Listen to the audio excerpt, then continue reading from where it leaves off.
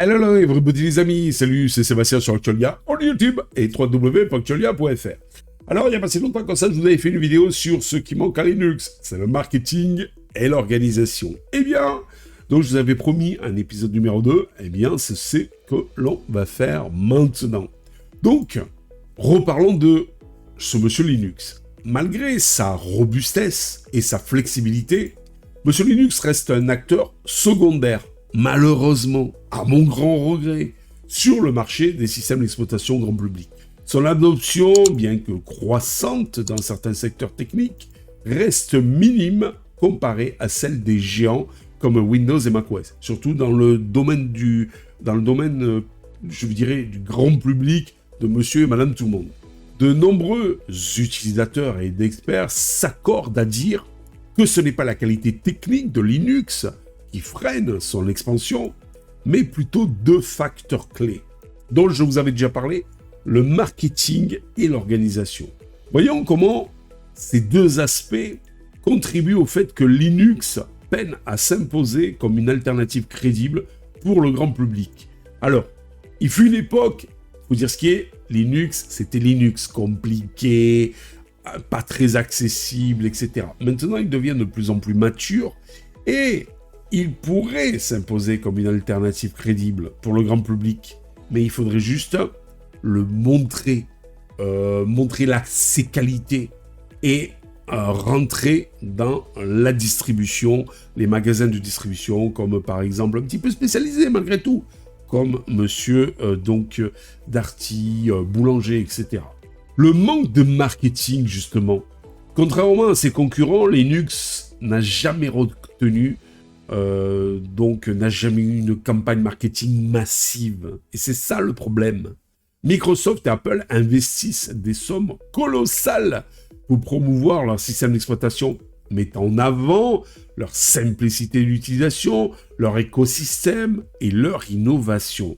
Et là, c'est pour ça que toutes les grosses organisations Linux, comme AFSF et tout ce qui s'ensuit, eh bien, je pense que si vraiment, avec tous les dons qu'ils ont, des gros mécènes, des grosses sociétés comme HP, IBM, Google, etc., je pense qu'ils devraient mettre une partie de leur budget dans du marketing et de la publicité. Et voire même financer, avec des accords avec Darty Boulanger par exemple, financer des stands spécifiques pour Linux, pour montrer qu'il est là, qu'il existe. Parce que Linux, lui, repose principalement sur quoi? Le bouche à oreille et les communautés de développeurs passionnés. Ou alors les Linux parties. La dernière fois, je dis à un pote qui n'était pas sur Perpignan, ouais, il me dit, Seb, j'ai envie de mettre Linux sur mon PC, mais je sais pas comment on fait, et tout, etc. Ben, je lui dis, soit tu vas voir un assembleur, et il va te le faire. Alors il m'a dit, le problème, je suis allé voir un assembleur, mais il m'a dit, non, ça on fait pas Linux, de toute façon c'est nul et tout, nous on fait que Windows. Voilà. Alors déjà, même si les assembleurs veulent pas installer Linux, c'est grave, qui sont censés être des pros. Alors après, il m'a dit, j'ai dit, essaie de voir si dans ta région, t'as pas une Linux party, une install party de Linux et tout ça, etc. Il m'a dit, une quoi? Voilà. En fait, il savait même pas ce que c'était. Donc, vous voyez, il faudrait vraiment développer le concept. Bien que cette approche et ses mérites, elle limite considérablement la visibilité de Linux auprès du grand public. Et c'est bien joli, le bouche à oreille, et tout ça, etc. Mais bon, ça n'a jamais été, le bouche à oreille, le champion du marketing. Si vous avez un petit commerce et que, du bouche à oreille, vous avez de plus en plus de clients, là, je suis d'accord, dans votre région, tout ça, mais pas mondialement, je dirais. Pourquoi le marketing est crucial? Le marketing, ah là là, c'est un vilain grand mot pour certains, et ce qui permet de transformer un bon produit en une marque désirable. Que monsieur Windows et macOS sont souvent perçus comme des standards, non seulement à cause de leur qualité technique, mais parce qu'ils ont su capter l'imaginaire des utilisateurs grâce à des campagnes ciblées. le marketing, ce vilain mot pour certains, eh bien, ça crée un lien émotionnel avec l'utilisateur. Ce n'est pas seulement l'aspect technique qui compte, mais aussi la perception qu'en ont les consommateurs.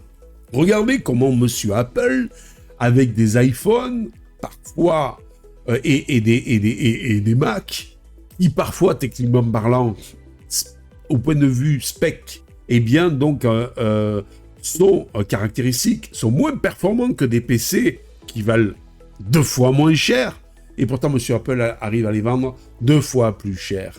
Vous voyez ce que je veux dire? Monsieur Apple a suscité l'imaginaire, le fait de quand on a un Apple, on possède un petit bijou, tout d'alu, coiffé, avec... donc, en fait, ça respire la qualité. Et ça, beaucoup de constructeurs PC, qu'est-ce qu'ils ont fait? Ils vous ont sorti des trucs en plastique qui se cassent, qui sont pas sexy et tout ça. Mais malgré tout, Microsoft est à un standard où il y a le plus de logiciels. Même Monsieur Apple n'arrive pas à rivaliser de ce côté-là. Dans le domaine du jeu, Monsieur Microsoft est le champion du monde. Malgré tout, maintenant, les constructeurs de PC, petit à petit, commencent à faire des appareils sexy. Et donc, en fait, Linux dans l'histoire, eh bien, souvent, moi, quand je parle de Linux autour de moi, à des potes et tout ça, qui ne connaissent pas spécialement, mais ils ont le fait que, ah ouais, ça c'est le truc de geek, où t'es constamment en train d'utiliser ton clavier pour taper des commandes, c'est pas du tout sympa, pas convivial, à la limite, même une souris, ça sert à rien chez Monsieur Linux et tout. Ah bah, j'ai dit, attendez, les gars. Sortez-vous ça de la tête, c'est fini ça. Il fut une époque où je me rappelle, beaucoup disaient que la CLI c'était la vie. La CLI, je dirais, est complémentaire. Mais heureusement que les gars qui font des DE dignes de ce nom, comme KDE par exemple, et GNOME, je sais, je peux me faire avoiner par certains, parce que je dis que c'est KDE et GNOME les DE principaux, mais il faut dire ce qu'est, c'est les historiques, les deux plus vieux, et donc je parle de DE, hein, pas de gestionnaire de fenêtres, et donc, si vous voulez, eh bien maintenant, ils ont compris depuis un petit moment, et vous avez des DE très matures, très graphiques, vous avez pratiquement plus besoin de ligne de commande. Regardez KDE, je vous avais fait une vidéo où vous pouvez le personnaliser pour rajouter tout un tas de fonctionnalités sans sortir du DE, en téléchargeant directement tout à partir du DE et sans utiliser une seule ligne de commande. Voilà. Donc, comme je vous disais, ce n'est pas seulement l'aspect technique qui compte, mais aussi la perception qu'en ont les consommateurs. Et les consommateurs, à l'heure actuelle, monsieur, madame, tout le monde, quand vous parlez de Linux, c'est complexe. C'est fait pour les geeks, c'est fait pour les experts, et c'est pas convivial du tout. Voilà ce qu'ils vous sortent. Et il n'y a pas de logiciel. Voilà. Ou alors c'est austère. Voilà aussi ce qu'ils vous disent. C'est vrai que pendant longtemps, le truc que je ne pouvais pas entendre, c'était « Ah ouais, Linux, bah, c'est bien, mais tant qu'on s'en fout que le logiciel soit bon ou pas, tant que ça marche. » Ça, c'est le truc que je peux plus entendre en 2024, et bientôt 2025. Eh les gars, on est en 2025 là. Voilà. Alors si vous voulez que Linux avance, et certains d'eux l'ont très bien compris, eh bien faites que ça plaise, ça soit sexy, ça accroche l'œil des nouveaux utilisateurs. Tout simplement. Linux aussi souffre d'une image d'OS réservée aux geeks, ce que je vous disais, ou aux utilisateurs expérimentés. Et il faut sortir de cette image. Moi, une fois, je me rappelle, il y a un gars, ça faisait 2 fois, qui me disait « Ouais, Seb, tu peux pas me réinstaller mon PC et tout. Qu'est-ce que t'as fait encore et tout. Ah, et tout. J'ai téléchargé un truc, voilà, là. Bon, bref. Donc, je recharge une 2e fois son PC. C'est-à-dire, je remets tout le système bien nickel et tout. 3e fois arrive, ouais, Seb, je suis encore embêté et tout ça. Je dis pas sur Linux, mon gars. Ah non, Linux, c'est compliqué. Ça, c'est pour les experts et tout. Moi, je veux quelque chose de simple. Windows, c'est mieux et tout ça, etc. Voilà. Vous voyez ? Il est souvent, donc, Linux perçu comme un système complexe, difficile à prendre en main. Alors que certaines distributions, comme Ubuntu, je dirais même plus, voire Linux Mint, sont aussi accessibles, voire plus intuitifs que Windows. Ouais, parce que souvent, Windows, dans le store, il est bien, ok. Mais il est encore pauvre en logiciel par rapport à la Logitech que Windows pourrait avoir.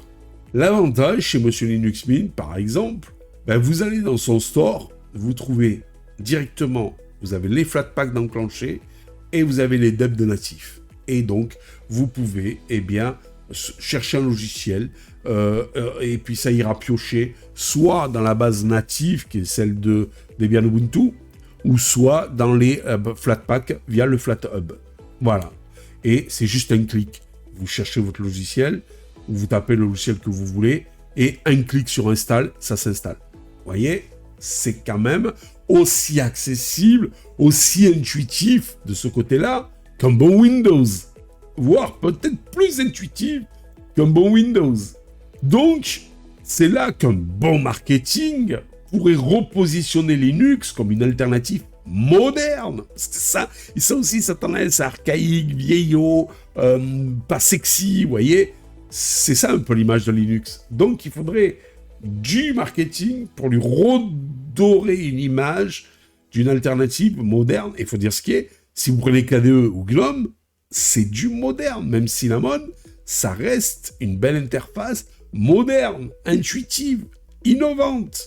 Donc, il faudrait redorer cette image de Linux en une image moderne, innovante et surtout accessible à tous.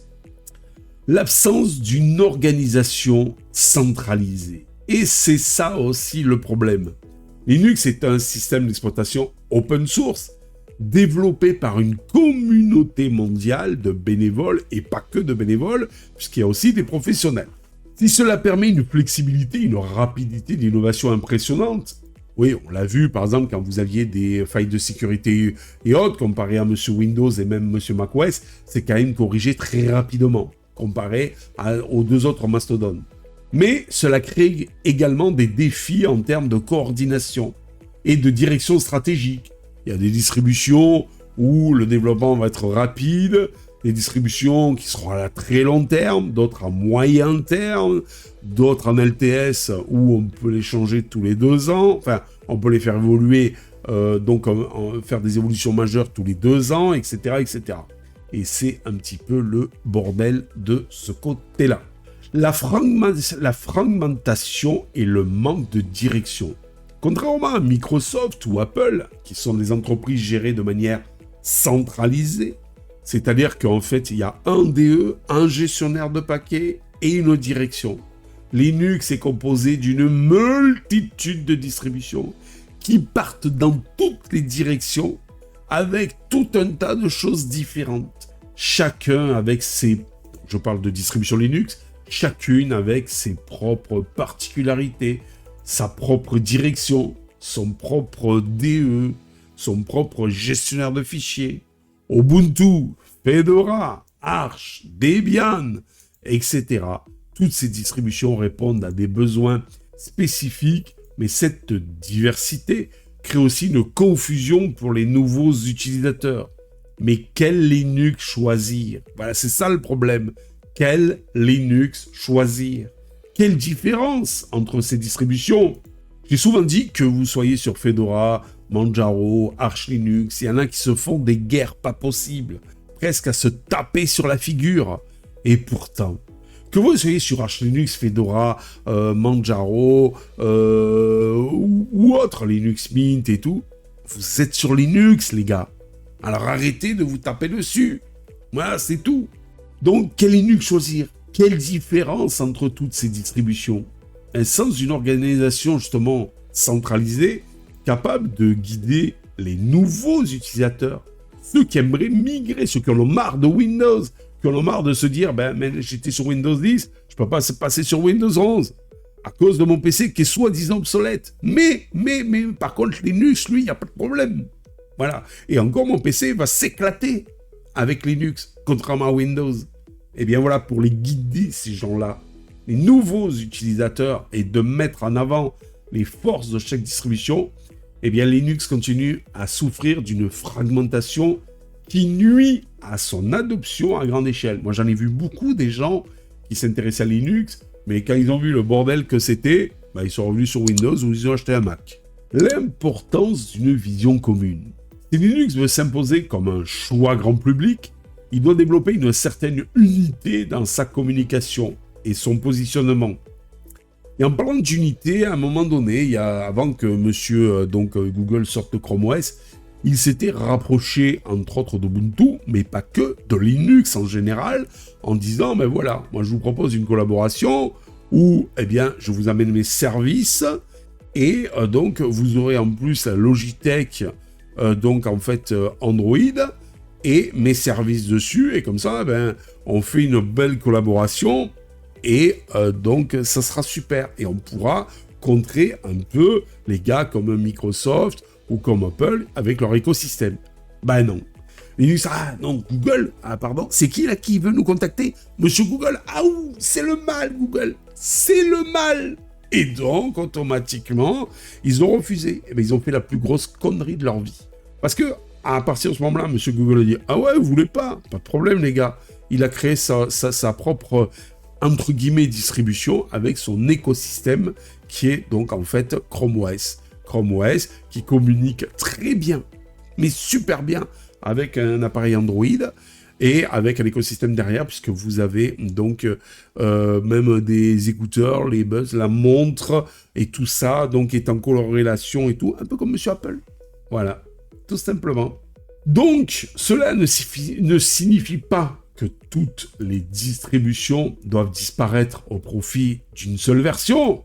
Je sais, quand je parlais à un moment donné, à une époque de standardisation, je me suis fait lyncher sur la place publique. Mais qu'il faudrait trouver, donc pour Monsieur Linux, des moyens de simplifier l'expérience utilisateur et de rendre l'écosystème Linux plus compréhensible, plus accueillant, moins austère.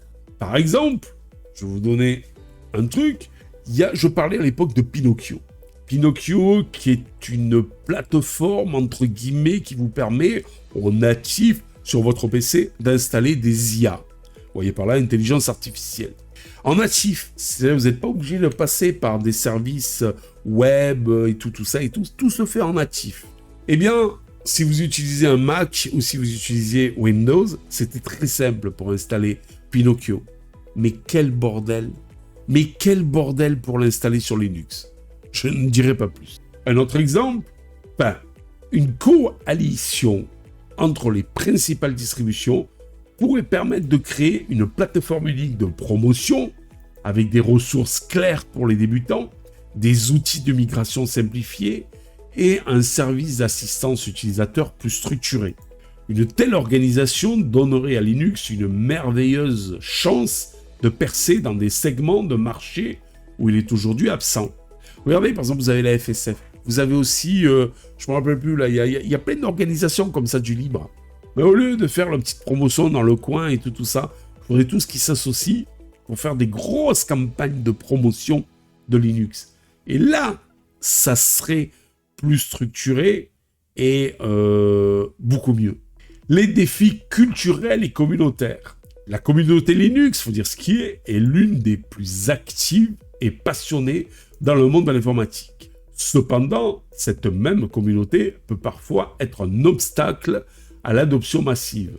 Certains utilisateurs de Linux, fiers de leur maîtrise du système, peuvent décourager les débutants avec une attitude élitiste. Et ça, c'est vrai. Par exemple, si vous vous intéressez à Arch, par exemple, et vous allez sur donc les forums, combien de fois j'ai vu des débutants qui se sont fait lyncher?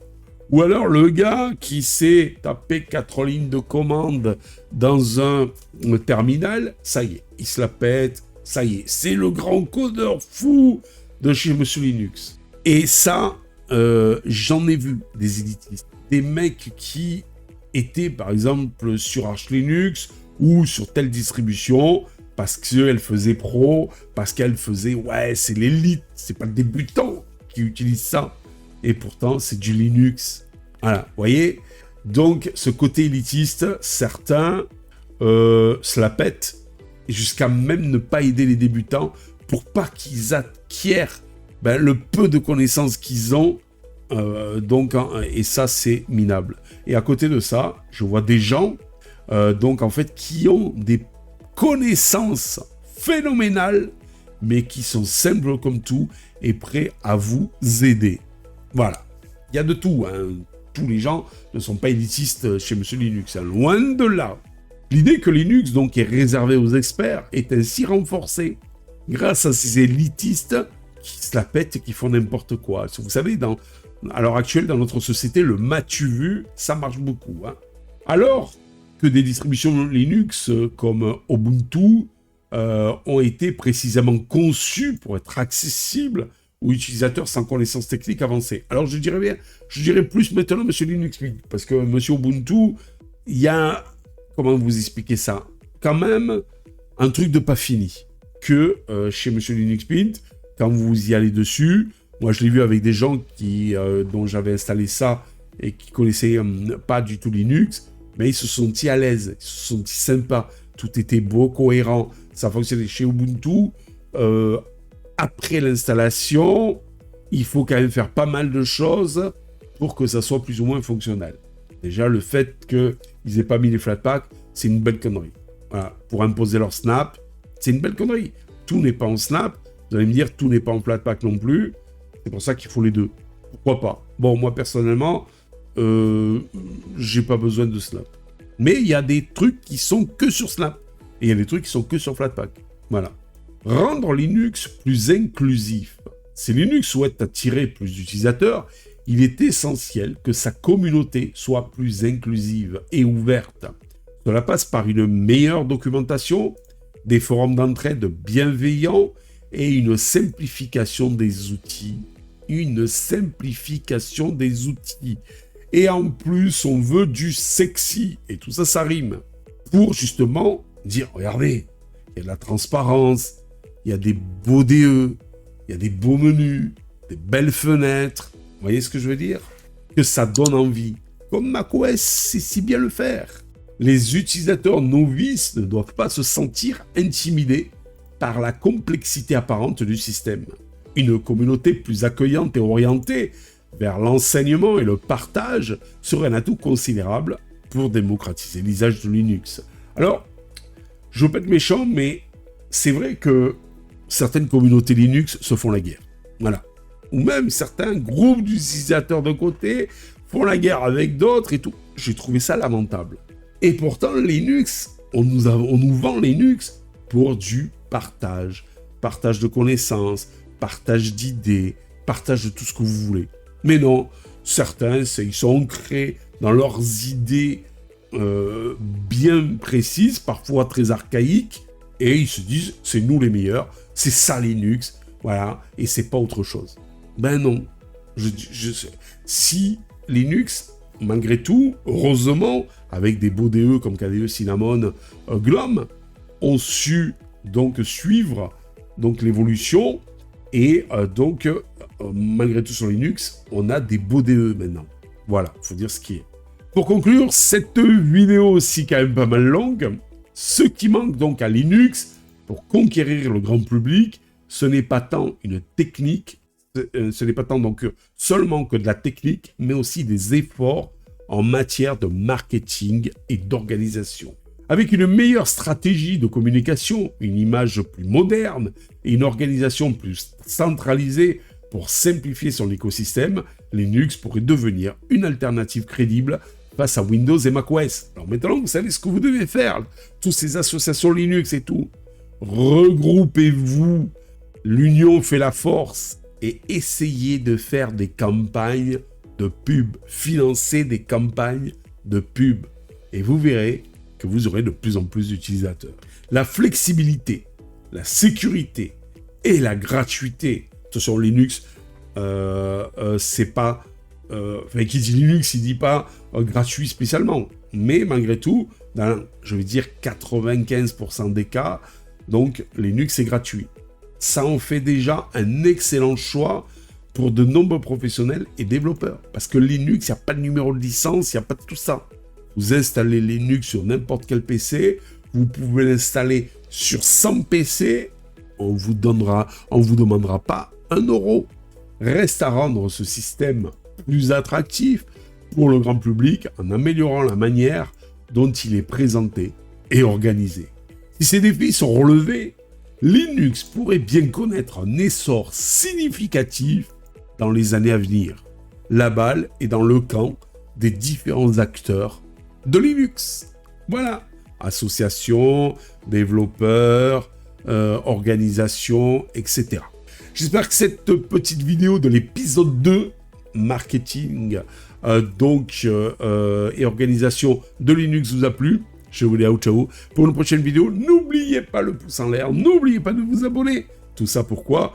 Ça nous fait chaud au cœur, c'est gratuit. Ça nous permet quoi ? De nous encourager dans cette belle aventure multimédia et de vous faire de plus en plus de contenu, voilà, sur Actualia Tech, la chaîne d'infos multimédia. Allez, salut les amis, bye bye. Si vous avez aimé cette vidéo, abonnez-vous, mettez un pouce en l'air, et partagez cette vidéo, merci, cela fait toujours plaisir.